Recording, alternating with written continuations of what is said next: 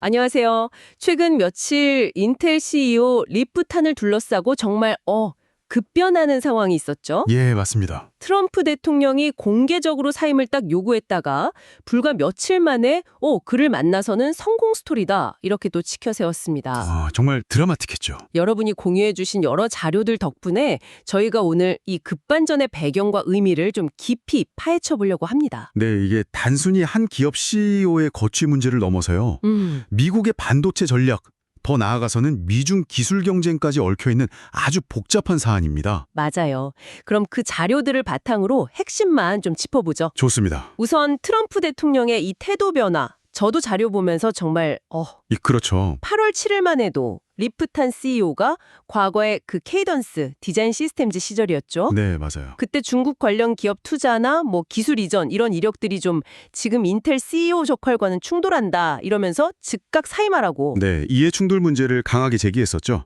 톰 코튼 상원의원도 비슷한 목소리를 냈고요. 그랬는데 진짜 딱 나흘 뒤에요. 8월 11일에 갑자기 분위기가 확 바뀌어서 트럼프 대통령이 심지어 상무장관, 재무장관까지 데리고 리프탄 CEO를 만났다는 거 아닙니까? 네, 만났습니다. 그리고 만난 후에 SNS에는 그의 성공 스토리는 놀랍다. 다음 주에 제안을 가져올 거다. 이런 긍정적인 글까지 올렸죠. 인텔 쪽 반응도 솔직하고 건설적인 논의였다 이렇게 나왔고요. 네, 그랬습니다. 도대체 인텔 내부 사정이 어떻길래 이 CEO가 이런 논란의 중심에 서게 된 걸까요? 리프탄 CEO는 어떤 상황인 거죠, 지금? 인텔이 지금 사실 좀 어려운 상황입니다. 아시다시피 AI 칩 경쟁에서는 엔비디아에 많이 뒤처져 있고 또 미래 먹거리로 삼으려는 파운드리, 그러니까 반도체 위탁 생산 사업을 구축하는데도 상당한 어려움을 겪고 있죠. 경영난이라고 봐야겠네요. 그렇죠. 그래서 올해 3월에 구원투수로 등판한 리프탄 CEO가 바로 이 파운드리 사업에 굉장히 공격적으로 투자해서 돌파구를 찾으려고 하는 전략인 겁니다. 그런데 자료 보니까 이사회에서는 또 다른 목소리도 있다면서요. 특히 프랭크 이어리 의장 같은 경우는 아예 파운드리 사업 철수까지 원한다는 보도도 있었고요. 단순히 비용 문제만은 아닌 것 같던데요? 네, 맞습니다.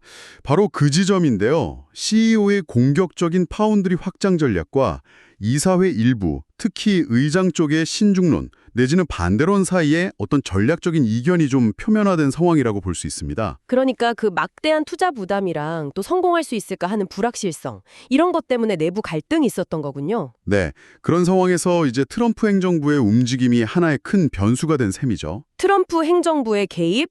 이게 말씀하신 대로 단순한 의견 표명 수준이 아닌 것 같아서요. 상당히 이례적이잖아요. 바로 그 점이 이번 사안의 어떻게 보면 핵심일 수 있습니다.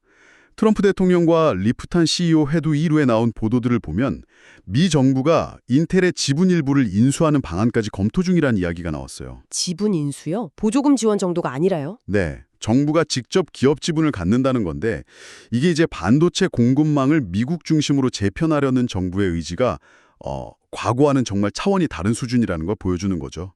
오하이오 공장 건설 지원과도 연결되는 맥락이고요. 혹시 그 엔비디아나 AMD가 중국 수출 매출의 일부를 정부 기금으로 내기로 한 합의, 이것과 좀 비슷한 흐름으로 볼 수도 있을까요? 네, 정확히 보셨습니다.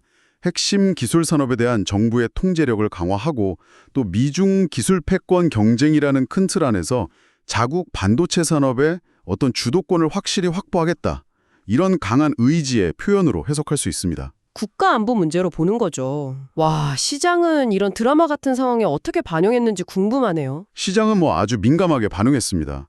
트럼프 대통령이 사임 요구했을 때는 당연히 주가로 좀 빠졌다가요. 회동 소식, 특히 정부 지분 인수 검토 보도가 나오니까 다시 강하게 반등했죠.